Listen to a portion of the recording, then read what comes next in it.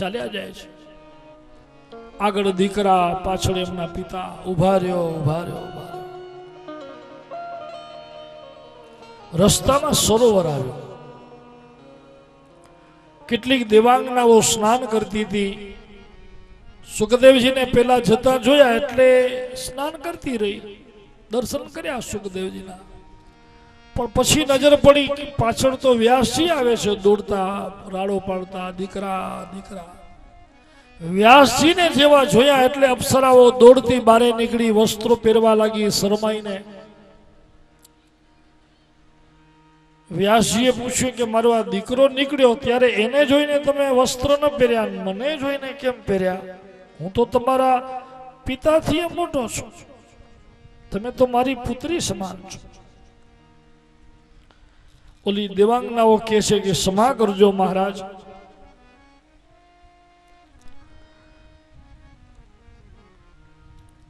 તમારામાં એ ભાવ છે કે આ વૃક્ષ છે, આ પશુ છે, આ પક્ષી છે, પણ આવા તમારા દીકરા જે અહીંયાથી નીકળ્યા ને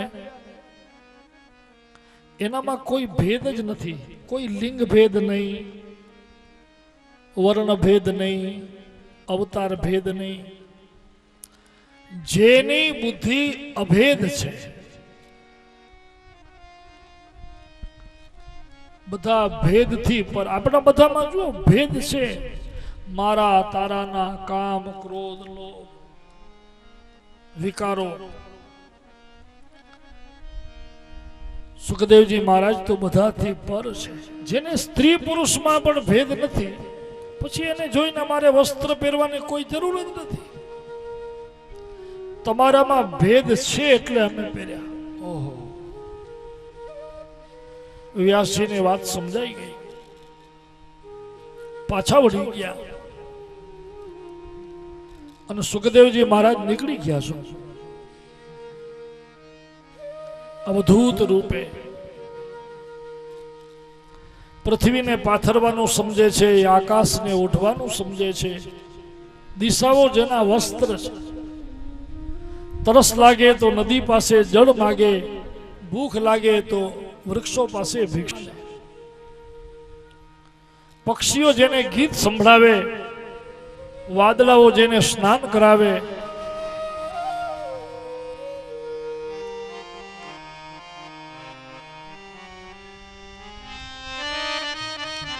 અને ભગવાન સુખદેવજી अवधूत रूपे ए जंगल में जोगी बसता है, कभी हंसता है कभी रोता है। जंगल में जोगी बसता है, जंगल में जोगी बसता है, कभी हंसता है कभी रोता है, कभी हंसता है कभी रोता है। जंगल में जोगी बसता है।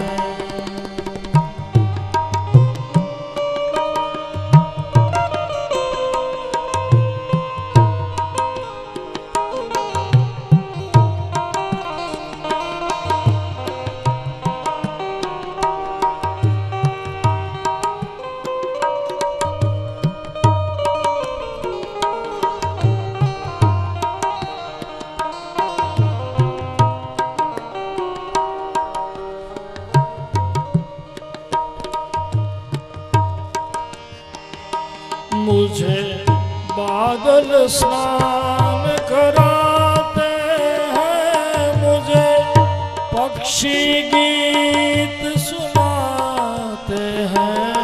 मुझे बादल स्नान कराते हैं,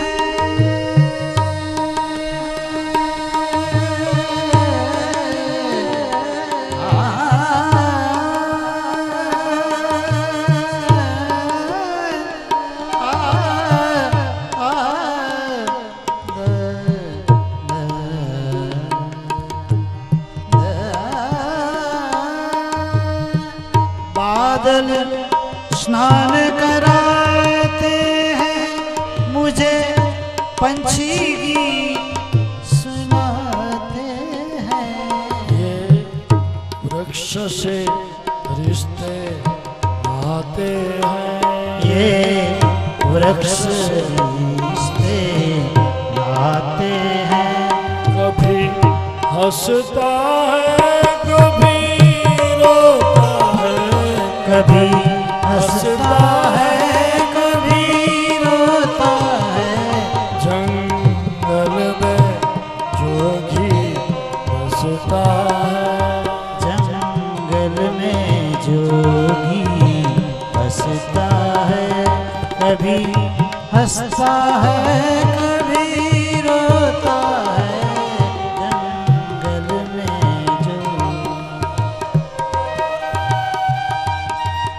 સુખદેવજી મહારાજ જંગલમાં વિચરણ કરે છે, પ્રકૃતિ એમની સેવા કરે.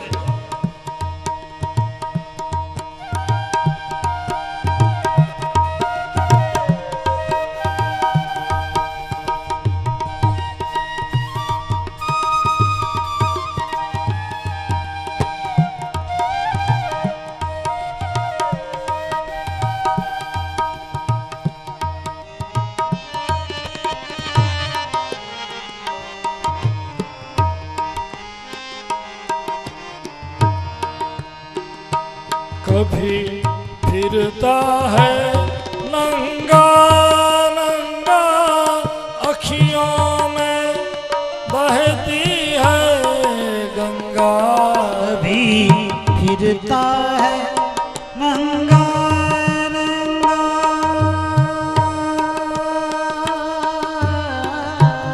रे आय, नंगा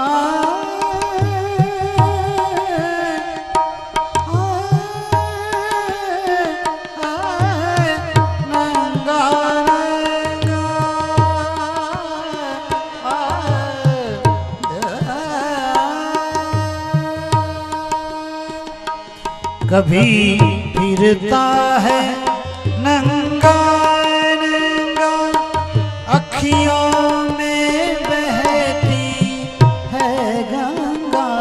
जो मिल जाए सो चंगा है, जो मिल जाए सो चंगा है। कभी हंसता है कभी रोता है, कभी हंसता है कभी रोता है। जंगल जंगल में जोगी बसता है, जंगल में जोगी बसता है। कभी हंसता है कभी रोता है, कभी हंसता है कभी रोता है। जंगल में जोगी बसता है।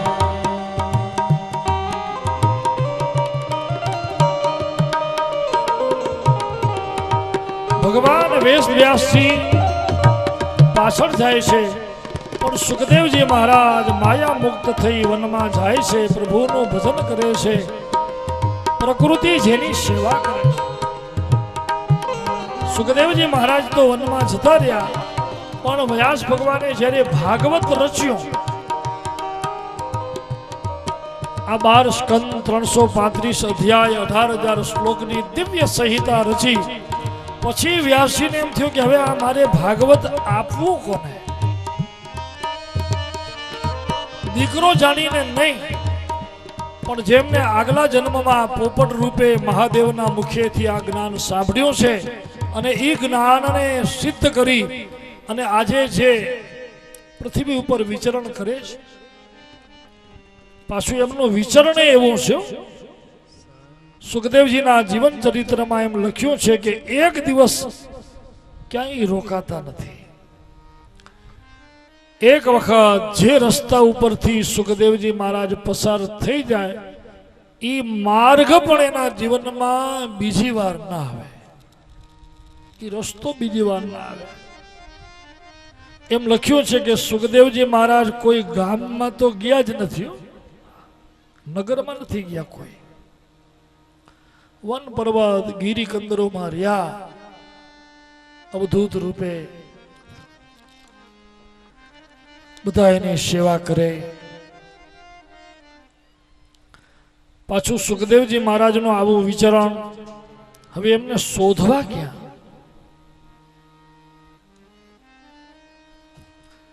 આપણી જો દિશા એક હોય તો આપણે હજી મળીએ.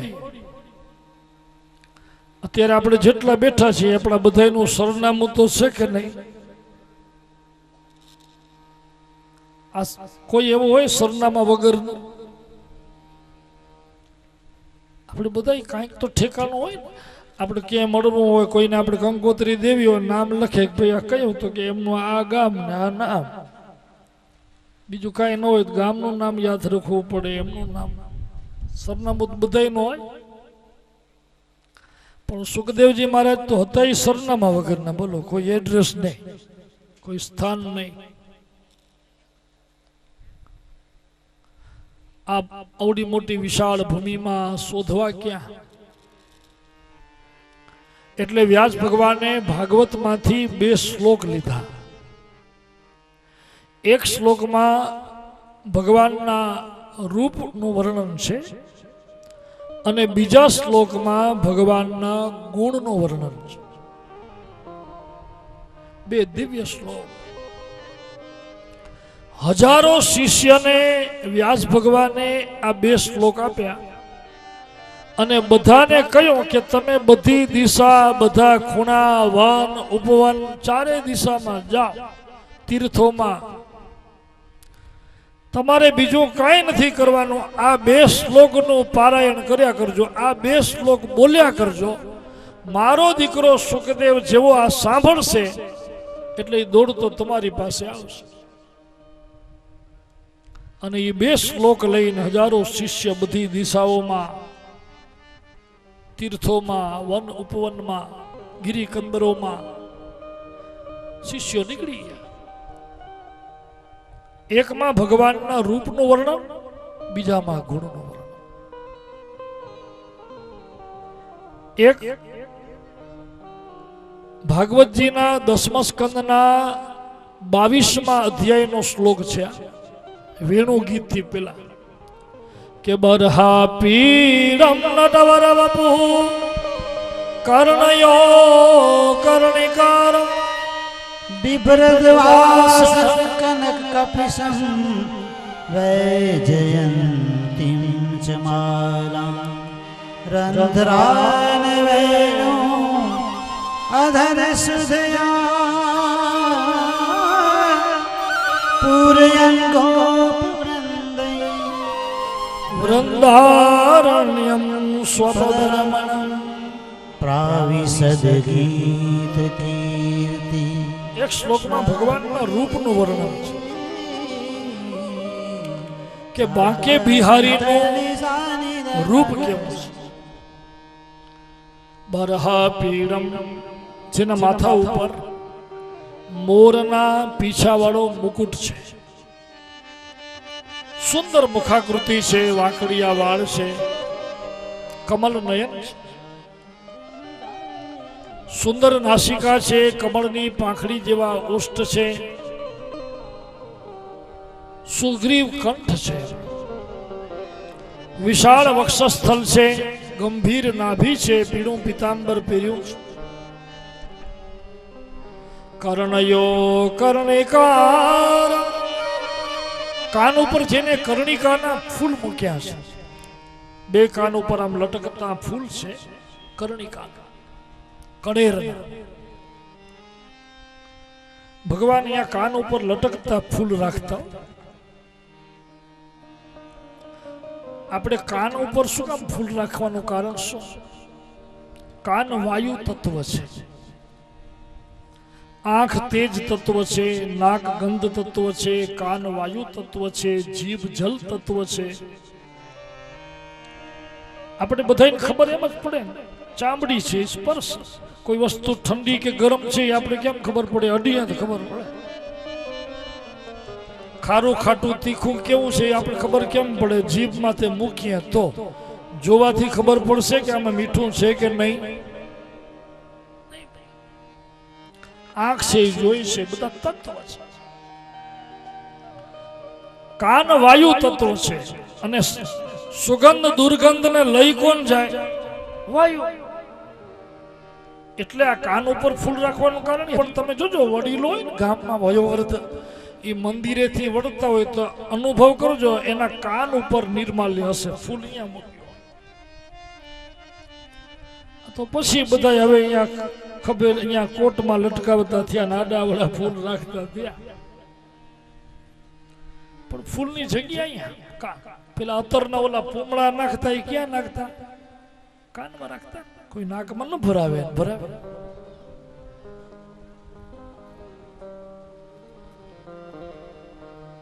કર્ણયો કર્ણિકાર બિભરદવાસઃ કનક કપિશમ. ભગવાને પિતાંબર કેવું પહેર્યું છે? તો કે કનક કપિશમ, કનક જેવો. સુવર્ણ એટલે કનક, સોનાનો રંગ કેવો એવું ભગવાનનું પિતાંબર. ગળામાં વૈજયંતી માળા, એટલું સુંદર રૂપ. આહા, રમણીય અંગ. એકમાં રૂપનું વર્ણન છે, ભગવાનનું રૂપ કેવું.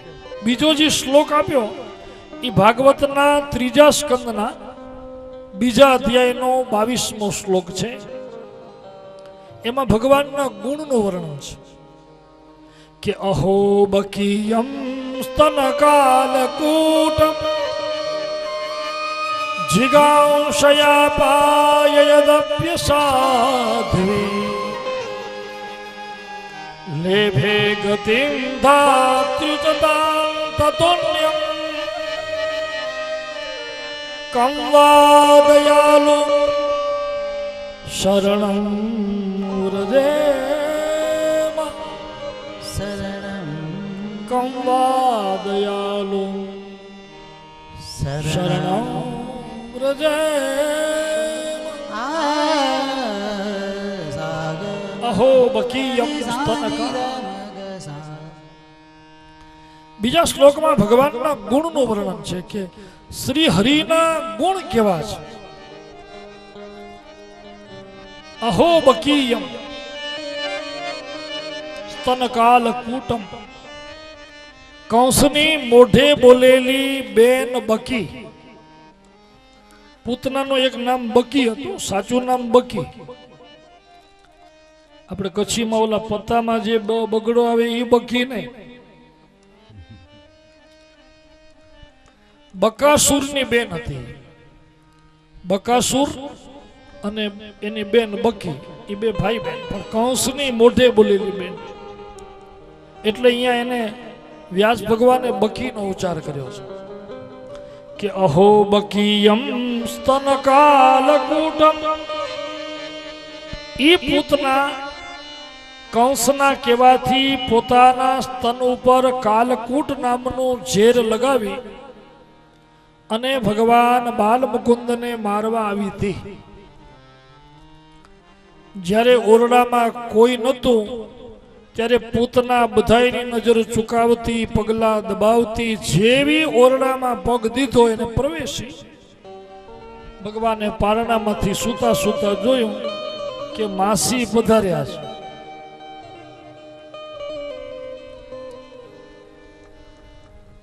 ભગવાન જાગતા હતા એમ છતાં સૂઈ ગયા.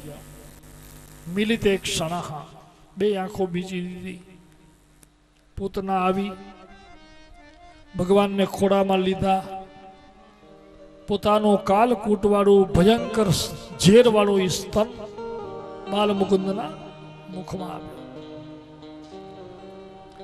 ભગવાન બાલ મુકુંદે પોતાના કરકમલથી પૂતનાના સ્તનને ગાઢ પકડી. એના સ્તનની સાથે સાથે ભગવાન એના પ્રાણ પણ ખેંચે છે. પૂતના શા માટે આવી હતી? પ્રભુને મારવા. શું લઈને આવી હતી? કાલકૂટ નામનું ઝેર. એ દિવસે આવ્યા તો બધા હતા કૃષ્ણને મળવા. વ્રજના તમામ ગામમાંથી ગોપી ગોવાડિયા બધાએ ભેટોય લાવ્યા હતા. કોઈ કનૈયા માટે રમકડા, કોઈ લાલા માટે જબલા, કોઈ લાલા માટે ઘરેણા, બધું લઈ આવ્યા હતા. કોઈ કંદોરા, કોઈ કડલા ને કોઈ કાંઈ. પણ ભગવાને વિચાર્યું કે આ મારા માસી આવ્યા એ કાંઈ ખાલી તો નથી જ આવ્યા ને, એ લઈને તો આવી છે. ભલે બીજા બધા સારું સારું લઈ આવ્યા, એ ઝેર લઈ આવી પણ ખાલી તો નથી આવી ને. ઝેર પણ લઈ આવી છે અને હું કોઈનો મફતમાં લેતો નથી. ભગવાન કોઈનું મફતમાં લે છે? તમે કણ દ્યો તો કણસલું કરે છે કે નહીં? અમતું ન લે. ભગવાને વિચાર્યું કે આ ઝેર લઈને આવી છે, એ કાંઈક લઈને આવી છે તો મફતમાં ન લેવાય. એટલે ઝેરના બદલામાં ભગવાને શું આપ્યું? મુક્તિ, જેવી મારી માની ગતિ. વિચાર તો કરો ભગવાનની કરુણાનો, એની કૃપાનો, એની દયાનો. કેટલો દયાળુ છે, કૃપાનો સાગર, કરુણા નિધાન. ઝેર આપનારને પણ જો ભગવાન મુક્તિ આપતા હોય તો એ ભગવાન કેટલા દયાળુ છે. એના જેવું આ સંસારમાં કોણ હોઈ શકે? કં વા દયાલુમ શરણમ વ્રજે. કયો એવો જીવ હોય કે આવા દયાળુ પરમાત્માનું શરણું ન લે? વિચાર તો કરો. મનુષ્ય દેહ મળ્યા પછી એટલે એમ કહે છે કે આપણે એ હરીને ભજો. શ્વાસ શ્વાસ में नाम ले, वृथा श्वास मत खो. श्वास श्वास में नाम ले, वृथा श्वास मत खो. न जाने ये श्वास का फिर आवन हो या न हो. न जाने ये श्वास का फिर आवन हो. कं वा दयालु शरणं व्रजे. આવા પ્રભુના શરણે, આવા હરિ, આવા દયાળુ કોણ એવો અધમ જીવ છે બોલો કે મનુષ્ય અવતાર મળ્યા પછી પણ જો આવા દયાળુને ન ભજે? કોણ હોય? આ બે શ્લોક જ્યાં બોલતા બોલતા જાય છે શિષ્યો, અને એ અવાજ જ્યાં સુખદેવજીના કાને પડ્યો અને પ્રભુના રૂપ ગુણના શ્લોક સાંભળીને દોડતા દોડતા આવ્યા.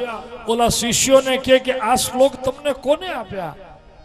ઓલા સમજી ગયા રૂપ જોઈને કે આજ સુખદેવજી છે. એ કે કોને આપ્યા એ અમારા ભેગા હાલો તમને બતાવીએ. આવા તો 18,000 છે બીજા.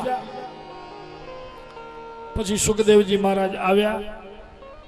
વ્યાસ ભગવાને આ ભાગવત એમને સંભળાવ્યું, અધિકારી જાણીને એમને આપ્યું, અને એ ભાગવત ધારણ કરીને વળી સુખદેવજી મહારાજ નીકળી ગયા. હવે એ સુખદેવજી મહારાજે આ ભાગવત કોને કહ્યું? પરીક્ષિતને કહ્યું. શાસ્ત્રની ઉત્પત્તિ, શાસ્ત્રના રચયિતા ભગવાન વેદ વ્યાસની ઉત્પત્તિ, ભાગવતજીના પ્રધાન વક્તા સુખદેવજીની ઉત્પત્તિ આપણે કઈ 3 ઉત્પત્તિની કથા. હવે આપણે પધારેલા મહાનુભાવો, બંધુજનો, એ બધાનું સ્વાગત કરી પછી આપણે આ ભાગવતના મુખ્ય શ્રોતા પરીક્ષિતનો જે જન્મ થયો એની કથા આપણે વર્ણવશું. એ બધી કથા આપણે સ્વાગત પછી તમારી પાસે વર્ણવશું. બોલીએ કૃષ્ણ કનૈયા લાલ કી, સુખદેવજી મહારાજ કી, સદગુરુ દેવ કી.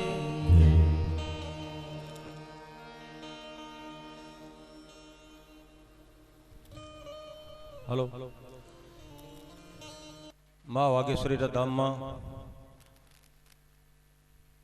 માતાઓ બહેનો સર્વે ભાવિકોનું હું આયોજક વતી હૃદયના શુદ્ધ ભાવોથી આપ સૌને આવકારું છું. આપ સૌને વંદન સાથે જય વાગેશ્વરી પાઠવું છું. કંઈક મહાનુભાવો પધાર્યા છે, વ્યક્તિગતનું નામ ન લેતા ટૂંકમાં પૂજ્ય આપણા વક્તા શ્રી પાસે વિનંતી કરી હતી કે કથા અડધો કલાક પહેલા થોડીક 10 મિનિટ અમને આપો, તો પધારેલા મહાનુભાવોનું અત્રેથી અમો મોમેન્ટો આપી સન્માન તો શું કરી શકીએ, પણ પ્રસાદ કથાનું આપી શકીએ. સન્માન કરી શકવાની તો અમારી કોઈ કક્ષા પણ હોય. ઈશ્વર જ્યારે સાક્ષાત કૃપા કરતો હોય ત્યારે આપણે સન્માન પાત્ર થતા હોઈએ. પહેલું તો એ હું તમે શોધી કે આપણે કૃપા પાત્ર ક્યારે થઈએ.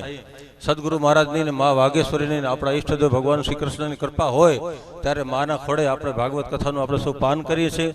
અને આવા પ્રસંગે જ્યારે આપ સૌ પધાર્યા હો અને અમારી લાગણીને માન આપી આવ્યા છો, અમારા માટે આપ મહત્વના છો અને અમારા માટે આપ અમારા ખરેખર અમારા પરિવાર જેવા જ છો. તો આ તકે હું અમારા ભાઈ શ્રી આ રણછોડ અમારા ભત્રીજાને હું ખાસ કરી સૂચિત કરું કે ઝડપથી મહાનુભાવોના નામની સૂચિ જાહેર કરે અને અત્રે આપણે એ લોકોનું મોમેન્ટો આપી સન્માન કરીશું.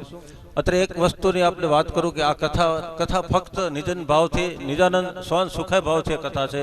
કથામાં કંઈ પ્રાપ્ત કરો એવો મારો કોઈ હેતુ નથી. મા પ્રસન્ન રહે આપણા સૌ ઉપર, વર્ષ પ્રભુ રાજી રહે ને કચ્છમાંથી દુષ્કાળ દેશવટો મળે એ અર્થે આપણે એ કથાનું આયોજન. છતાં આપ તરફથી આ કથા દરમિયાન જે કાંઈ યોગદાન પ્રાપ્ત થશે તો આ ગૌશાળા માની છે એ બાજુમાં એ ગૌશાળાને મોટો આપણે રૂપ આપી શકીએ. તો આ એક અમારી સૌની એ પણ ઈચ્છા ખરી કે આપ તરફથી જે યોગદાન હશે એ માની ગૌશાળા જે છે એ નાની છે, ત્યારે 100 ગાયો છે, ચરાની કોઈ ખેંચ નથી. સેવકોની બહુ કૃપા છે માતાજીની સેવકો ઉપર, પણ છતાં એક અમારી એવી ઈચ્છા થઈ કે આ તકે જો યોગદાન મળશે આપણા ભાવિકો તરફથી તો એ પણ આપણે સ્વીકારીશું અને એ આપને એક પૈસાનો અહીં પૂરેપૂરો સદુપયોગ થાય. અસ્તુ આપ સૌને વંદન સાથે જય વાગેશ્વરી, જય સિયારામ. આવો રણછોડ. મારે માંડવીથી આપણે મહારાજ શ્રી અમારે ઠક્કર સાહેબ પ્રોફેસર શ્રી છે, પૂજ્ય નારાયણ સ્વામી સાથે ખૂબ જ સાથે લંડન વિદેશના પ્રવાસો કર્યા છે અને બહુ વિદ્વાન વ્યક્તિત્વ ધરાવે છે. મેં આ કથાનું ખાસ આમંત્રણ આપ્યો, મને કે વેલજીભાઈ હું બહુ બહાર જતો નથી, તબિયતની અનુકૂળતા, પણ આપણો આમંત્રણ મને પધાર્યા છે. મેં ઠક્કર સાહેબને થોડોક વિયોગ કર્યો કે 2-5 મિનિટ આપના તરફથી થોડુંક આ કથા અંગેનું સૂચિત માર્ગદર્શન મળે અને નારાયણના સમરો અહીં તાજા થાય તો પ્રોફેસર સાહેબનું વિયોગપૂર્વક વિનંતી કરું પધારશો અને 2-5 મિનિટો અમને આપનું મધુર વક્તવ્ય આપશો. જય નારાયણ. ઇડિયમ છે કે બોલ્ટ ફ્રોમ ધ બ્લુ, એવું એક ઇડિયમ છે, બોલ્ટ ફ્રોમ ધ બ્લુ. એટલે આપણે કઈ આશા ન રાખી હોય ને અચાનક કોઈક હાથ ઝાલીને ઊભો કરે કે 2 શબ્દ બોલ, એનો એ અર્થ થાય. મને કોઈ એવી અપેક્ષા નથી કે મારે કંઈ 2 મિનિટ બોલવું પડશે, પણ જ્યારે વેલજીભાઈનો આગ્રહ છે તો હું કંઈ કાલાવાલા કરું. પરમ પૂજ્ય શાસ્ત્રીજી મહારાજ, અહીં ઉપસ્થિત સમગ્ર શ્રદ્ધાળુ ગણ, સમાજના આગેવાન ભાઈઓ, સંતો, મહંતો વગેરે,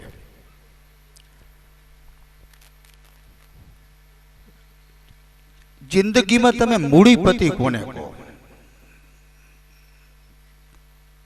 જેની પાસે અગણિત વૈભવ હોય એ તમે કોને કહો? તમે જેને કહેતા હો તે કહેજો, પણ હું તો ખાનદાન મિત્રોને વૈભવ ગણું છું અને હું ખૂબ નસીબદાર છું કે આવા ખાનદાન મિત્રો મને મળ્યા છે અને એમાં જેનું અગ્ર નામ છે એવા શ્રી વેલજીભાઈ છે. અને જ્યારે વેલજીભાઈ આ આયોજનની મને વાત કરી, આમંત્રણ આપ્યું, ત્યારે મેં કહ્યું કે તો કોઈ સવાલ જ નથી કે હું ના આવું, હું આવું જ છું. એ રીતે હું આવ્યો છું તમારી પાસે. સંસ્મરણો તો ઘણા છે, કેમ કે મેં અને વેલજીભાઈએ સંયુક્ત રીતે નારાયણ બાપુ આસપાસ અમે ખૂબ દિવસો વિતાવ્યા છે, ઘણા બધા દિવસો, ઘણી વાતો કરી છે. મને ખબર છે નારાયણ બાપુ સંતવાણીનો સાગર, હવે એવું ભજન ક્યારે સાંભળવા મળશે એ તો 100 વર્ષમાં ખબર પડશે કે કેમ. એ ભજન ગયું એવું મને લાગે છે અને બધું ઘણું નવું નવું આવી રહ્યું છે, આવે છે એ બધું અમુક પોતાની રીતે બધું સારું છે. પણ નારાયણ ભજનની દુનિયાનું એક અદ્વિતીય વ્યક્તિત્વ હતું. અમે જ્યારે લંડન ગયા અને ત્યાં હેરો લેઝર સેન્ટર હોલમાં જ મુખ્ય પ્રોગ્રામ હતો, એમાં જ્યારે અમે રાત્રે પહોંચ્યા ત્યારે હજારોનું ઓડિયન્સ સમાવતો આ હોલ હતો, એની આજુબાજુ હજારો માણસો હોલની આજુબાજુ હતા, કેમ કે અંદર પ્રવેશ મળતો નતો. ઓલરેડી હજારો માણસોએ પ્રવેશ લઈ લીધો હતો. આ નારાયણની ચાહના હતી. અને એ નારાયણ બાપુ વર્ષોથી વેલજીભાઈ એમના અગ્ર સેવક રહ્યા. મને ખબર છે કે જ્યારે ભુજની વાત આવે ત્યારે નારાયણ બાપુની આંખો આમ ચમકી ઉઠે કે હા, આપણે પછી વેલજીભાઈ પાસે જશું, પછી આપણે કિસાન લોજમાં જશું. મને એમ થાય કે જ્યારે શરૂઆતમાં બાપુ આ વાત કરે ત્યારે મેં કીધું મને બતાવો તો ખરા વેલજીભાઈ. અને પછી અમે ભુજ આવ્યા. એ જમાનામાં તો એક મોટી સંતવાણી પણ ભુજમાં થઈ, ત્યારે મને પરિચય થયો અને ઘણા વર્ષો થઈ ગયાની વાત કરું. ત્યારથી હું વેલજીભાઈના પ્રેમ પાસમાં બંધાઈ ગયો છું. મેં એમને કહેલું છે કે નારાયણ બાપુ અનુસંધાને, આશ્રમ અનુસંધાને કોઈ પણ સેવા કંઈ કામ હોય તો વેલજીભાઈને મને હુકમ કરવાનો અધિકાર છે, એવું મેં એમને કહેલું. એટલો હું એમને ચાહું છું. અને આજે જીવતા જગતીઓ કરી રહ્યા છે. કેટલો આનંદ થતો હશે મને કે આ ભજનના જીવને પણ આજ સૂજે ને બીજું શું સૂજે. 3 પ્રકારના માણસો, આમ તો પ્રકારો તો ઘણા છે માણસોના, તુંડે તુંડે મતીર ભીના, પણ મેં એવા સ્પેશિયલ 3 પ્રકારના માણસો જોયા છે. એક પ્રકાર જેને હંમેશા શ્રેષ્ઠીઓને સલામ કરવાની ટેવ હોય છે, જેની પાસે પૈસો એને સલામ કરવી, આવા અગણિત માણસો છે.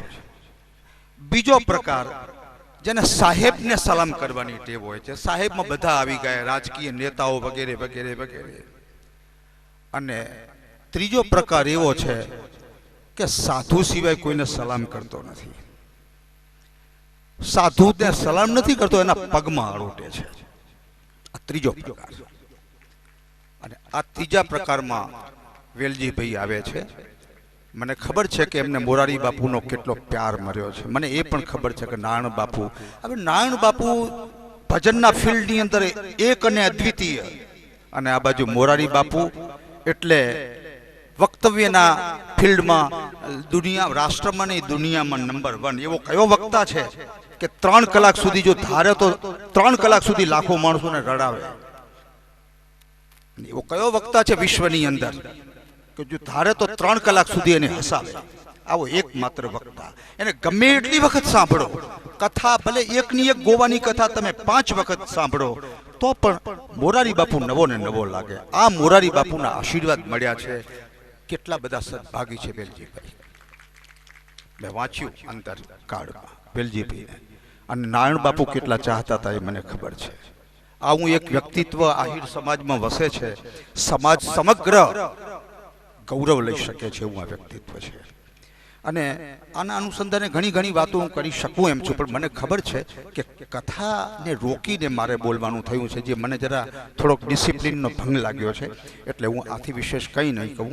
અંતમાં હું એટલું જ કહું કે જ્યારે જીવતા જગતીઓ આ બંને પાત્રો કરી રહ્યા છે, ત્યારે હવે એ વ્યવહાર જગતને સલામ કરી અને આધ્યાત્મિક ફિલ્ડમાં હરિકૃપા પ્રાપ્ત કરવા માટે સતત હરિસ્મરણ કરે, નામ સ્મરણ કરે અને ભગવાનના આશીર્વાદ મેળવે, એવી મારી શુભકામના. Thank you. ખૂબ ખૂબ ધન્યવાદ પ્રોફેસર સાહેબ. હવે આપણે અહીંયા પધારેલા સૌ મહેમાનોનું ઝડપથી સન્માન કરશું. તો જેમના પણ મહેમાનોના નામ બોલું તેઓ અહીંયા આપણા વક્તા જનક મહારાજના હસ્તે આવી અને સન્માન સ્વીકારશે. મુંબઈથી પધારેલા વાલજીભાઈ સેડા, પ્રમુખ મુંબઈ ચારણ સમાજ, વાલજીભાઈને વિનંતી કરું અહીંયા ત્યાં મહારાજ આગળ જઈ અને જનક મહારાજના વરદ હસ્તે અહીંયા સન્માન સ્વીકારશે. વાલજીભાઈ સેડા, ખાસ મુંબઈથી વાલજીભાઈ સેડા ગઢવી, પ્રમુખ મુંબઈ ચારણ સમાજ આપણી વચ્ચે અહીંયા વધાર્યા છે. તો એમનો મોમેન્ટો અને ગીતા રૂપી પુસ્તક આપી અને વાલજીભાઈનું સન્માન કરશે. ત્યારબાદ શિવરાજભાઈ ગઢવી, લુણી, તાલુકો મુન્દ્રા, એ પણ અહીંયા આવશે અને આપણા જનક મહારાજના હસ્તે સન્માન સ્વીકારશે. શિવરાજભાઈ ગઢવી, લુણી, તાલુકો મુન્દ્રા, મુંબઈના ઉદ્યોગપતિ છે શિવરાજભાઈ, જેમનું બહુ મોટું નામ છે. તો શિવરાજભાઈને હું વિનંતી કરીશ કે તેઓ જનક મહારાજના હસ્તે સન્માન સ્વીકારે. ત્યારબાદ આપણા આહિર સમાજના ચોબારીના આહિર અગ્રણી અને સમાજના મોટા દાનવીર અને દ્વારકા આહિર સમાજના ટ્રસ્ટી શ્રી દેવરાજભાઈ ભીમાભાઈ વરચંદ આહિર અગ્રણી ચોબારી, એમને પણ વિનંતી કરીશ કે જનક મહારાજના હસ્તે સન્માન સ્વીકારશે. આપણે દ્વારકાની અંદર અખિલ ભારતીય આહિર સમાજની જે સમાજવાડી છે એમાં કચ્છમાંના 2 ટ્રસ્ટી છે, શામજીભાઈ માસ્તર ધાણેટી અને બીજા આપણા દેવરાજભાઈ આહિર ચોબારી, એ પણ દ્વારકાની અંદર ઓલ ઇન્ડિયા જાદવ મહાસભાની જે આપણી સમાજવાડી છે એમના દેવરાજભાઈ ટ્રસ્ટી છે. ઉપેન્દ્રભાઈ ઉપાધ્યાય ભુજ એ શુભેચ્છા આપી અને નીકળી ગયા છે. મહેન્દ્રસિંહ જાડેજા શારદાનગર, તો મહેન્દ્રસિંહ બાપુને વિનંતી કરીશ કે તેઓ આવી અને જનક મહારાજના હસ્તે સન્માન સ્વીકારે. અલ્પેશભાઈ ઠક્કર ભુજ, વિક્રમભાઈ આહિર ધાણેટી પત્રકાર કચ્છ મિત્ર, એ પણ અહીંયા આવશે અને જનક મહારાજના હસ્તે સન્માન સ્વીકારશે. વિક્રમભાઈ આહિર ધાણેટી. દયારામભાઈ સોરઠિયા નાંગોર, દયારામભાઈ સોરઠિયા નાંગોર અહીંયા આવશે અને મહારાજના હસ્તે સન્માન સ્વીકારશે. વાસણભાઈ વાલાભાઈ ડાંગર ધાણેટી, વાસણભાઈ વાલાભાઈ ડાંગર ધાણેટી. કિરીટસિંહ જાડેજા ભુજપર દુધઈ, કિરીટસિંહ જાડેજા ભુજપુર દુધઈ અહીંયા આવી અને સન્માન સ્વીકારશે. પ્રોફેસર ઠક્કર સાહેબ માંડવી, પ્રોફેસર ઠક્કર સાહેબ માંડવી હમણાં જેમણે આપણને વક્તવ્ય આપ્યો નાણ બાપુ અને મરાજ બાપુ વિશે, એ ઠક્કર સાહેબ અહીંયા આવશે અને સન્માન સ્વીકારશે. હરિભાઈ આહિર સરપંચ શ્રી ખેંગાર પર, હરિભાઈ આહિર સરપંચ શ્રી ખેંગાર પર અહીંયા આવશે અને મહારાજ શ્રીના હસ્તે સન્માન સ્વીકારશે. મંજીભાઈ કાનજીભાઈ આહિર આહિર અગ્રણી ધરમ પર, મંજીભાઈ કાનજીભાઈ આહિર આહિર અગ્રણી ધરમ પર અહીંયા આવશે અને સન્માન સ્વીકારશે. કિશોરભાઈ ઠક્કર, કિશોરભાઈ ઠક્કર, કિશોરભાઈ ઠક્કર. શામજીભાઈ દાનાભાઈ આહિર ગામ ઝીકડી, શામજીભાઈ દાનાભાઈ આહિર ગામ ઝીકડી અહીંયા આવશે અને સન્માન સ્વીકારશે. માવજીભાઈ કરશનભાઈ આહિર નાડાપા, માવજીભાઈ કરશનભાઈ આહિર નાડાપા. લખમણભાઈ ચાંગા નોખાણિયા, લખમણભાઈ ચાંગા નોખાણિયા અહીંયા આવી અને સન્માન સ્વીકારશે. સવાભાઈ માતા નોખાણિયા, સવાભાઈ માતા નોખાણિયા. રામજી દાના સામતાણી રત્નાલ, રામજી દાના સામતાણી રત્નાલ. દેવાભાઈ હીરાભાઈ ચાંગા રત્નાલ, દેવાભાઈ હીરાભાઈ ચાંગા રત્નાલ.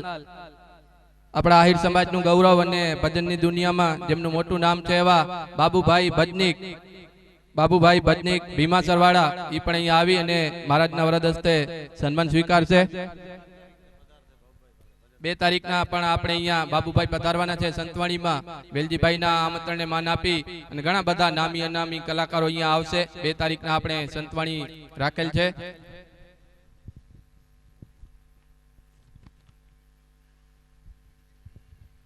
નરેન્દ્રગીરી ખંભરા, નરેન્દ્રગીરી બાપુ ખંભરા અહીંયા આવશે અને મહારાજ શ્રીના હસ્તે સન્માન સ્વીકારશે. ભગુભાઈ પટેલ ઉમેદપર, ભગુભાઈ પટેલ ઉમેદપર અહીંયા આવશે અને સન્માન સ્વીકારશે. વાલજીભાઈ આણદાભાઈ કેરાસિયા ઉર્ફે વાલામામા ઝીકડી, એ પણ અહીંયા આવશે અને સન્માન સ્વીકારશે. લખણાભાઈ રવાભાઈ વારોત્રા દ્રંગ, લખણાભાઈ રવાભાઈ વારોત્રા દ્રંગ એ પણ અહીંયા આવશે અને સન્માન સ્વીકારશે. આ પ્રસંગે પધારેલા કિસાન લોજ આહિર પરિવારના આમંત્રણને માન આપીને પધારેલા સૌ મહેમાનોનું, માતાઓનું પણ કિસાન લોજ પરિવાર અહીંયા હૃદયપૂર્વક આવકારે છે. ₹11,000 વસંતભાઈ પોમલ દ્વારા અહીંયા ગૌસેવાના લાભાર્થે જાહેર કરવામાં આવે છે. એમનો પણ અહીંયાથી આયોજકો વતી અને અબાય જાગીર વતી આભાર માનવામાં આવે છે. ₹11,000 વસંતભાઈ પોમલ ભુજ એમના તરફથી અહીંયા જાહેર કરવામાં આવે છે તથા પધારેલા સૌ મહેમાનોનું કિસાન લોજ પરિવાર હૃદયપૂર્વક સ્વાગત કરે છે. હલો. અત્રે આ ઉપરાંત પણ વિશેષ વાત, વિશેષ મુદ્દો એ પણ છે કે અહીં માતાજીના સ્થાન ઉપર સંત નિવાસ બની રહ્યું છે. આપણા માતાજીના પગથિયા પાસે પસાર થાય. ઉપર કથા દરમિયાન આપણે દર્શન જોયા હશે. ઉપર કથા દરમિયાન આપ જોશો મંદિરનું કાર્યાલય સંત નિવાસ અને બાજુમાં ચબૂતરાનું નિર્માણ થઈ રહ્યું છે, આપ સબ જોઈ રહ્યા છો. એ તમામ નિર્માણદાતા જો કોઈ હોય તો હમણાં જે ભાઈ શ્રી રણછોડ બાપા ભાઈ આ રણછોડે જે હમણાં સંચાલન કર્યું એમના પિતાશ્રી અને સમગ્ર ગુજરાતની પણ ભારતનું યદુ કુળ સમાજનું ગૌરવ કહી શકે એવા શ્રી માનની ગુજરાત રાજ્ય સંસદીય સચિવ એવા વાસણભાઈ આહિર, જે સંબંધે મારા નાના ભાઈ થાય, એ વાસણભાઈ ની આયોજિત 7 લાખ રૂપિયા જેવી માતબર દાનમાંથી માતબર એની પોતાની વ્યક્તિગત તરીકે એ લોકો આપણા આ આયોજનમાં એમનો પૂર્તિપૂર્વ આપણે સહયોગ મળ્યો છે. તો આપણે આ તકે વાસણભાઈને વધાવી અને મા વાઘેશ્વરીના ચરણોમાં પ્રાર્થના કરીએ કે એ પરિવાર ઉપર ખૂબ કૃપાપાત્ર આપ રહો અને એના પર ખૂબ કૃપા એના ઉપર વરસતા રહો. તો વાસણભાઈએ જે ચબૂતરાનું સંત નિવાસનું અને કાર્યાલયનું જે આયોજન કર્યું છે એ આ તકે એમને પણ આપણે ખૂબ આ સૌર ભાવિકો વતી એમને વધાવી. અત્રે વિશેષ એ 30 તારીખના કૃષ્ણ જન્મ કથા બેઠ સમય છે. આમ દરરોજની કથા પૂજ્ય મહારાજ શ્રી પાસે રજાલી 9 થી 1 લીધેલી છે. આમ 4 કલાકમાં ભાગવત કથા પૂર્ણ ન થાય આપણે સમજીએ, પણ છતાં શોર્ટ ને સ્વીટ આપનો સમય બચે એ પ્રકારે અમે એક ટાઈમ કથાનું આયોજન કર્યું છે. પણ ભગવાન શ્રી કૃષ્ણ જ્યારે પધારવાનો હોય કે એરી સખી મંગલ ગાવો, ધરતી અંબર સજાઓ, આજ ઉતરેગી મેરે કૃષ્ણ કી સવારી. જ્યારે ભગવાનની સવારી ઉતરતી હોય તો એને 2 ટાઈમ કેમ ન લઈએ? એટલે મહારાજ શ્રી આપને એના પ્રેમ ભર્યા ભાવથી એ કથા 2 સમય રાખવામાં આવી છે, 9 થી 1 અને 3 થી 6. ઉપરાંત આ ઉત્સવને વધાવવા માટે મારા નિજ પરિવાર સાથે અને અમારા વર્ષો જૂના સંબંધો સાથે રાસના જે ભાવિક સાધકો છે, કલાકારો હું પછી કહું સાધકો, અમે રાસની તો આપણે આ લોગો જોઈ રહ્યા છો, ભગવાન રાધા કૃષ્ણ વચ્ચે આહિરાણીઓ ગોપી સ્વરૂપે રાસ લઈ રહી છે. રાસનો મહિમા આહિર સમાજ અને ચારણ સમાજ, રબારી સમાજ, મેર સમાજ, કાઠી સમાજ એનો રાસ ગૌરવ છે. એટલે રાસ ઓછો પાંખો ન પડે, ભૂલાય નહીં, આપણી સંસ્કૃતિ ભૂલી નહીં. માટે 30 તારીખના રાત્રે રાસનો મહાપ્રોગ્રામ મહારાસ છે, એમાં પણ આપ સૌ મોટી સંખ્યામાં ઉપસ્થિત થશો. રાસમાં ઘનશ્યામભાઈ ઝોલા પણ છે, મહાદેવભાઈ મહાદેવ નહીં પહોંચી શકે, મને એને સૂચિત કર્યા કે સામખેડી પ્રોગ્રામ છે, બાબુ લાખાગઢવાળા છે, અમારે બાબુભાઈ પણ આવશે રાસમાં, અમારે વાલજીભાઈ ચોબારીવાળા એ પણ આવશે, શામજીભાઈ બંદડીથી આવે છે રાસમાં, અમારે એક દેવાયત રાયધનપુરમાં એક નવો એક ઉગતો કલાકાર છે આપણો યુવાન, દેવાયતની પણ આપણે યાદી આપી છે. શંકર આહિર છે, મીરા આહિર છે, કંકુ છે આપણા લોડાઈના દીકરી, આવા ઘણા બધા મિત્રો આપણા આમંત્રણે માન આપી પધારશે. અને 2 તારીખના સંતવાણીમાં પરસોત્તમ પરી બાપુ પધારે છે, દેવરાજ ગઢવી પધારે છે, શૈલેષ પટુક મહારાજનો ગઈકાલે ફોન હતો એ આવે છે, સમરસિંહ સોઢા, નિલેશ એના ફાધર ખેસસિંહ ગઢવી, વાલજીભાઈ આહિર ચોબારીવાળા, એની સાથે બાબુભાઈ આહિર, પ્રવીણ સુરદાસ અને નામીનો કેટલા કલાકારો છે. ફક્ત ને ફક્ત પૂજ્ય મહારાજ શ્રી આ એક કિસાન લોજ પરિવારના વિવેકને ખાતર અને એના હૃદયના ભાવો વ્યક્ત કરવા આવે છે. આ કલાકારોને 1.5 લાખ 2 લાખ રૂપિયા તો સમય નથી હોતો, તો મારા ઉપર એની અનુકંપા છે, અમારા પરિવાર ઉપર એ લોકોનો ખૂબ કૃતજ્ઞ છે. તો એ આવનાર કલાકારોને અત્રેથી આદરપૂર્વક હું યાદ કરું. સમરૂ મા વાઘેશ્વરીને ખૂબ વિનંતી આપે અને આ તકે આપ સૌનું સન્માન કાર્ય અહીં પૂર્ણ થાય છે. અસ્તુ જે કાંઈ આપ પધાર્યા છો, કથા જ્યારે મહારાજ શ્રી વિરામ આપે ત્યારે આપ સૌ પ્રસાદ લેવાની કૃપા કરશો અને અમને ધન્ય કરશો. અસ્તુ. અને કોઈનું નામ ચૂકાઈ ગયું, સન્માનમાં કોઈ બાકી રહ્યા તો એક ક્ષમા કરશે, કાંઈ ભૂલથી એવું બધું અમારો કોઈ ઈરાદો ન હોય કે આને સન્માનિત નથી કરવા, પણ સમય અભાવે આગળ લેતા જશું. મહારાજશ્રીના ચરણોમાં ફરી મને પ્રાર્થના કે આપનો સમય લીધો, કથાનો દોર સંભાળે. અસ્તુ. જય શ્રી રાધે કૃષ્ણ. શ્રી રાધે કૃષ્ણ. જય શ્રી રાધે કૃષ્ણ. નાથ કી જય. સૌનક ઉવાચ ભક્તિ યોગેન મનસી સમ્યક પ્રાણીહિતે મને અપશ્યદ પુરુષં પૂર્વં માયાં ચ તદપાત્ર.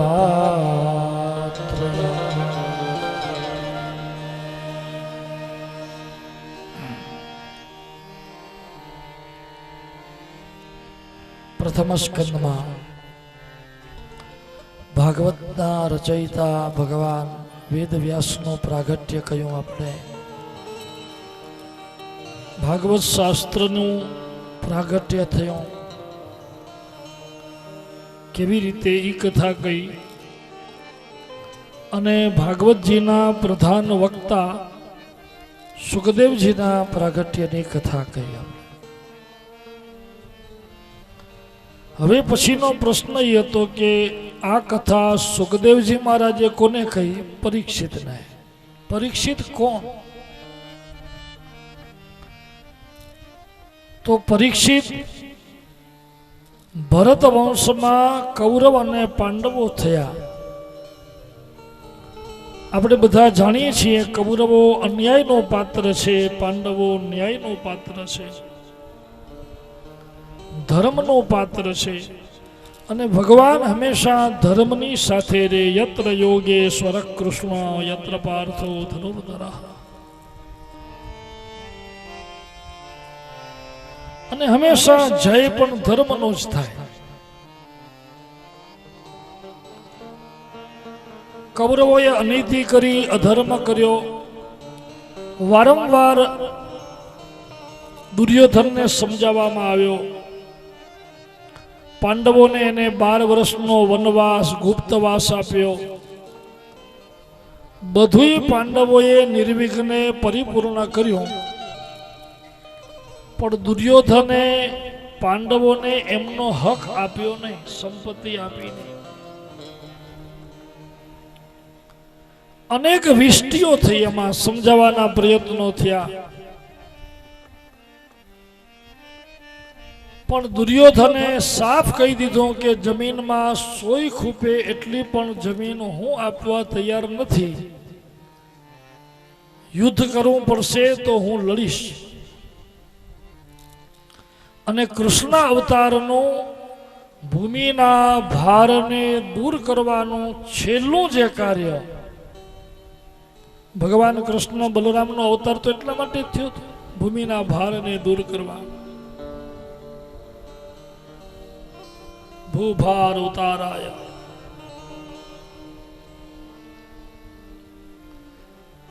અને એ ભગવાનનું છેલ્લું કાર્ય. અંતે મહાભારતનું યુદ્ધ ઘોષિત થયું.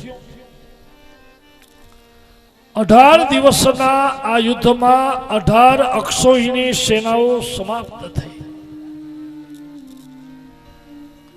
તમામ પાપીઓને ભગવાને સંહાર કર્યા, દૂર કરાવ્યા. નિમિત્ત બનાવીને અર્જુનને. અર્જુન તો નિમિત્ત જ છે. આ મહાભારતનું યુદ્ધ થઈ ગયું ને પછી પાંડવોને થોડોક અહંકાર આવી ગયો હતો.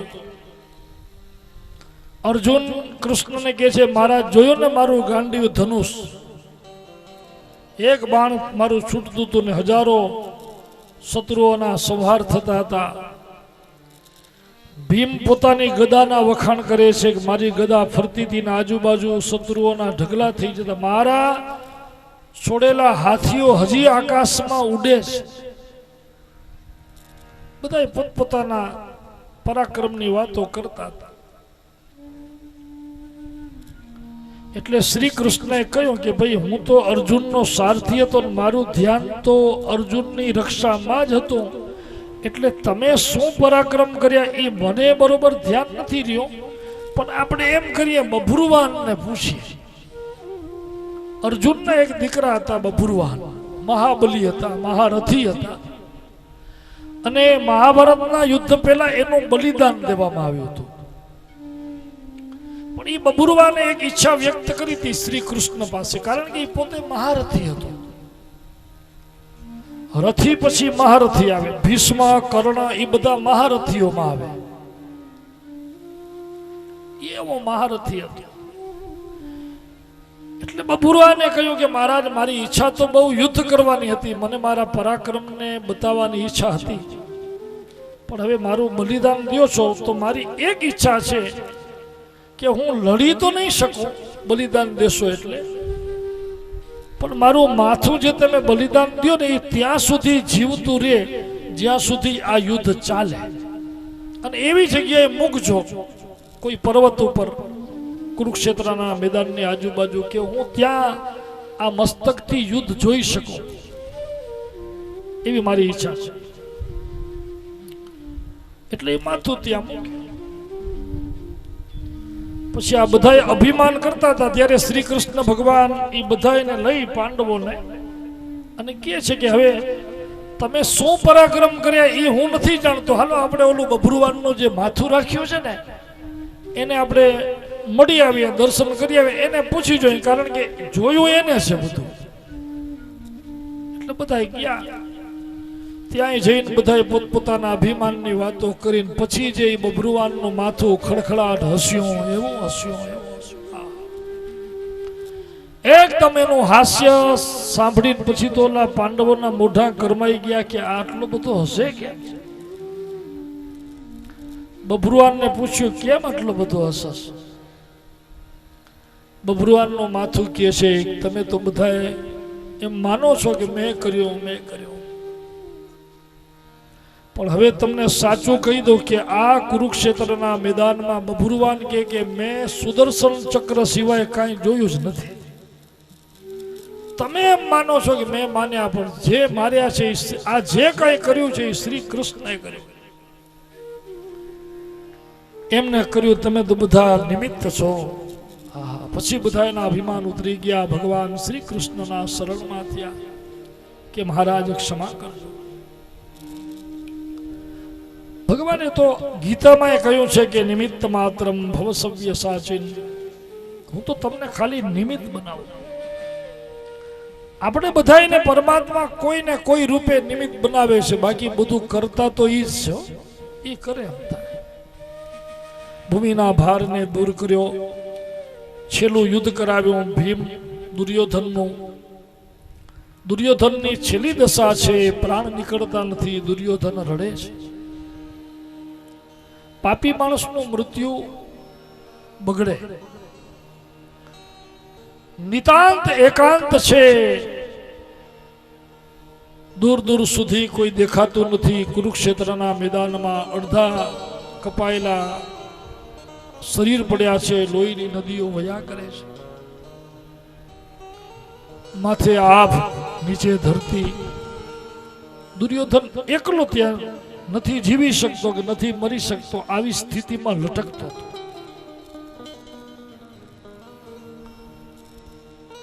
એકલો છે.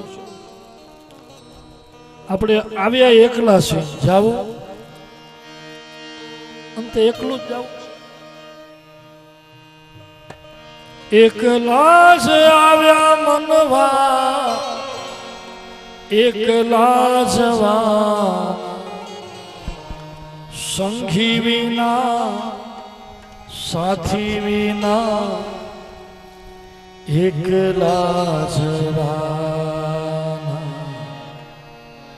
એકલા જવા.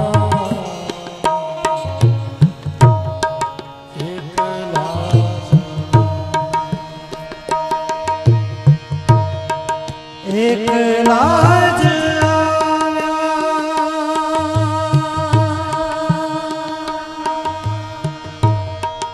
એકલા જ આવ્યા મનવા, એકલા જવાના, સંગી વિના, સાથી વિના, એકલા જવાના, એકલા જવાના, એકલા જવાના. નિતાંત એકાંતમાં દુર્યોધન એકલો પડ્યો છે, પ્રાણ એના અટક્યા છે. પાપી મનુષ્યનો અંતકાલ બહુ બગડે છે, એટલા માટે દુર્યોધન એના કરેલા કર્મ બધા એની સામે ચિત્રની જેમ આવે છે. શાસ્ત્ર એમ કહે છે કે જ્યારે પાપી મનુષ્યના પ્રાણ નીકળે એનાથી પહેલા જે એને કર્મ કર્યા હોય, જે કામ કર્યા હોય, એ બધા કર્મ એની સામે ચિત્રની જેમ આવે. ઓલા સિનેમામાં કેમ એક પછી એક દ્રશ્યો આવે, એમ બાળપણથી કરેલા સારા કે નરસા કર્મો એને બધા યાદ આવે. મેં આમ કર્યું, મેં આમ કર્યું. કાળી કાળી રાતડીને કાયાના સાથ દે કાળી કાળી દિન કાયાના સાથ દે કાળી કાળી રાતડીને છાયાના સાથ દે કાળ જાની કેડીએ કાયાના સાથ દે કાળ જાની કેડીએ કાયાના સાથ દે કાયાના સાથ દે ભલે છાયાના સાથ દે ભલે પોતાના જ પંથે પોતાના વિના સંગી વિના સાથી વિના એકલા જવાના એકલા જવાના એકલા જવાના જ્યાં સુધી પાપનું પ્રાયશ્ચિત ન થઈ જાય ત્યાં સુધી આ શરીરમાંથી જીવ ન નીકળે. એ છેલ્લી ઘડીએ દુર્યોધન બધું યાદ કરે છે. અશ્વત્થામા કૃપાચાર્ય બે જ જણા આ કુરુક્ષેત્રમાં બચ્યા છે. એનું કારણ એ છે કે એ બે જણા ચિરંજીવ છે. અશ્વત્થામા એ ચિરંજીવ છે અને કૃપાચાર્ય ચિરંજીવ છે, એટલે જ બે બચ્યા છે. અને દુર્યોધનની છેલ્લી સ્થિતિ પાસે આવે છે. દુર્યોધનને પૂછે છે તારા પ્રાણ કેમ નથી જતા? દુર્યોધને કહ્યું અશ્વત્થામા મારા બધા ભાઈઓ મરણ પામ્યા એનું મને દુઃખ નથી. આ ઘોર પરાજય થયો મારો કુરુક્ષેત્રના મેદાનમાં એનુંય મને દુઃખ નથી. દુઃખ છે તો એ વાતનું છે અશ્વત્થામા કે પાંડવો 5ના 5 જ રહ્યા, એકેય ઓછો નથી, એનું મને દુઃખ છે. આ દુર્યોધન હું એકલો ને કિરદાર એકલો હું એકલો ને કિરદાર એકલા જીવોને આધાર છે એકલો એકલા જીવોને આધાર છે એકલા રહીએ ભલે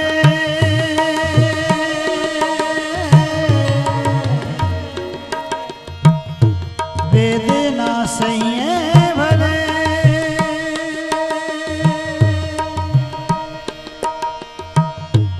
એકલા રહીને ભેરું થઈએ રે બધાના સંગી વિના સાથી વિના એકલા જવાના એકલા જવાના એકલા જવાના એકલા જ આવ્યા મનવા એકલા જ આવ્યા મનવા એકલા જવાના સંગી વિના સાથી વિના એકલા જવાના એકલા જવાના એકલા જવાના. અશ્વત્થામા વચન આપે છે પાંડવને બદલે પાંડવના 5 દીકરાઓના મસ્તક કાપી નાખ્યા. દ્રૌપદીને ખબર પડી, દ્રૌપદી રડ્યા. અર્જુને પ્રતિજ્ઞા કરી છે અશ્વત્થામાને પકડ્યા ખરા એના પુત્રને મારનારને, પણ દ્રૌપદીના વચનથી એને પ્રાણદંડ ન કર્યો, માત્ર એના બ્રાહ્મણત્વનો વધ કર્યો. એને જીવતા રાખ્યા. પાંડવોનો વિજય થયો. હસ્તિનાપુરનું રાજ્ય ધર્મરાજ યુધિષ્ઠિરને આપવામાં આવ્યું. ભગવાન દ્વારિકા પ્રયાણ કરે છે.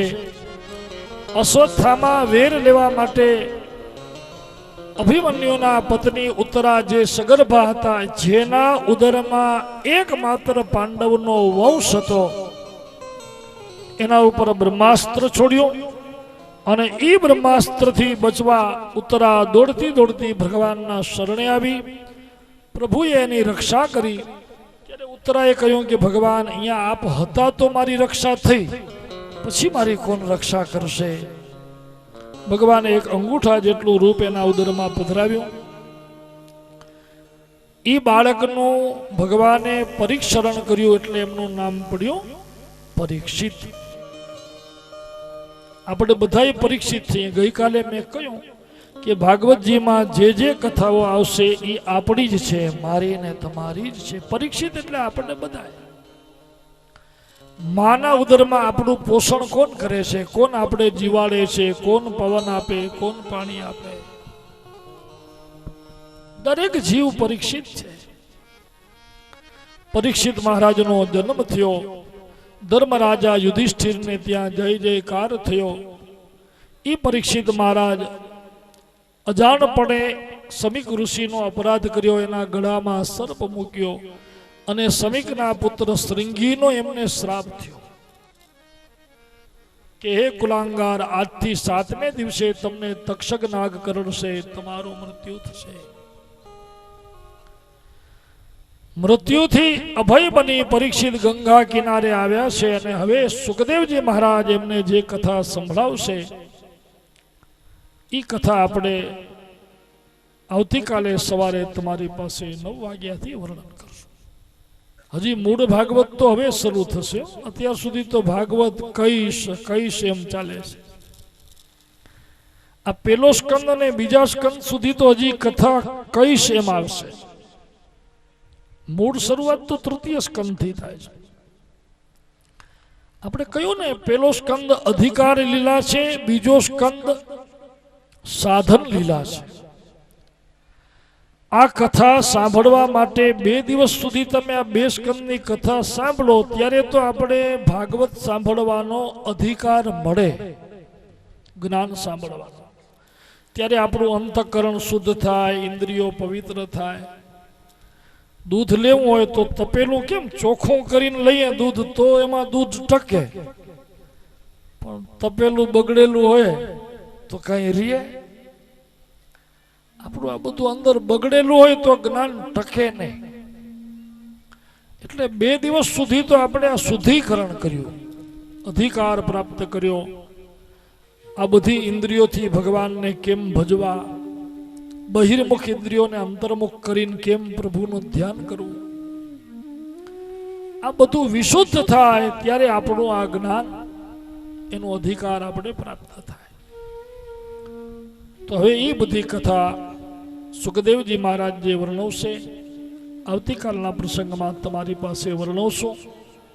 અત્યારે આપણે ભગવાનને થાળ ધરાવશું, દૂધ ધરાવશું. અહીંયાથી દૂધ અને આ સૂકો પ્રસાદ લઈ જે કોઈ પધારેલા ગામ પરગામ, અહીંયા એવું નથી કે મહેમાન કે આમંત્રિત, ગામમાંથી પણ દરેક જે કોઈ પણ આ કથા સાંભળવા તમે પધારો છો એ બધા અહીંયા ભગવાનનો પ્રસાદ જરૂર લેજો. અહીંયાથી આ સૂકો પ્રસાદ લીધા પછી રસોડે મહાપ્રસાદ પણ જરૂર લેજો. સવારે જ આપણે પ્રસાદનો મહિમા બહુ વર્ણવ્યો કે પ્રસાદથી પ્રસન્નતા મળે છે. પાછો અહીંયા તો 2 પ્રસાદ છે, ભગવાન આપણા ઈષ્ટદેવનો એ ખરો, મા જગદંબાનો એ ખરો. શાસ્ત્રમાં આમે કહ્યું છે કે માતૃહસ્તે ન ભોજનમ, માના હાથનું જે ભોજન છે ને એના જેવું બીજું કોઈ ભોજન નથી આ સંસારમાં. સાક્ષાત પોતે જગત જનની, એનો આપણે પ્રસાદ લઈએ એનાથી વધારે બીજી મધુરતા શું હોય? એટલે જરૂર બધા પ્રસાદ લેજો. ભાગવતે મહાપુરાણે પારમહંસ્યામ સંહિતાયામ દ્વિતીય સ્કંદે ભગવદ બ્રહ્મ સંવાદે દશમોધ્યાય. બોલો ગોવર્ધનનાથ કી, ચામુંડા માત કી, આશાપુરા માત કી, વાગેશ્વરી માત કી, मोमाय मात की सदगुरु देव की ओ नमः पार्वती पतये हर हर महादेव। मन हरे माखन चोरे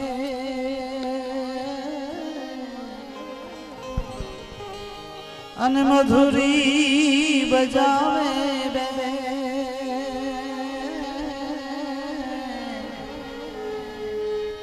ऐ धन्यवाद आहिर तना कृष्ण चरावे दे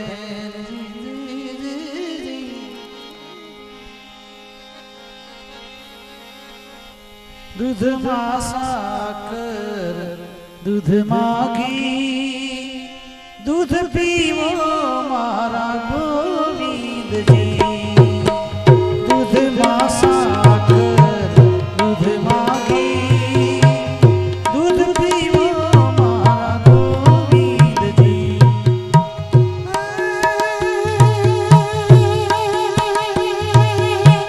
दूध पीवो ने मारा गोविंद जी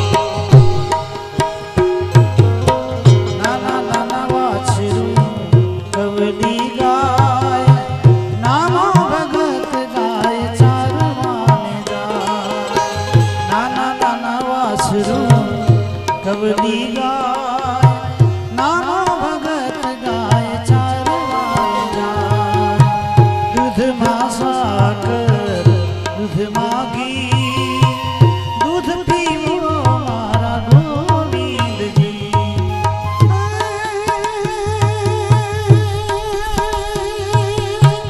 दूध पीवो ने मारा गोविंद जी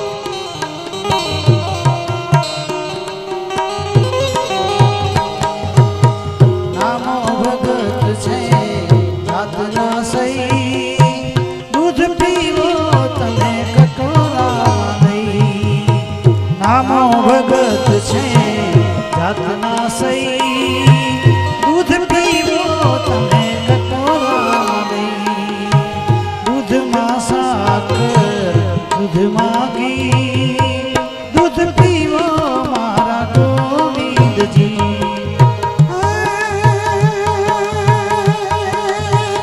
દૂધ પીવો ને મારા ગોવિંદજી દૂધ પીવો ને મારા ગોવિંદજી દૂધ પીવો ને મારા ગોવિંદજી કૃષ્ણ કનૈયા લાલ કી પ્રોફેસર સાહેબ બંને નું સન્માન કરવા માંગે છે મોમેન્ટો આપી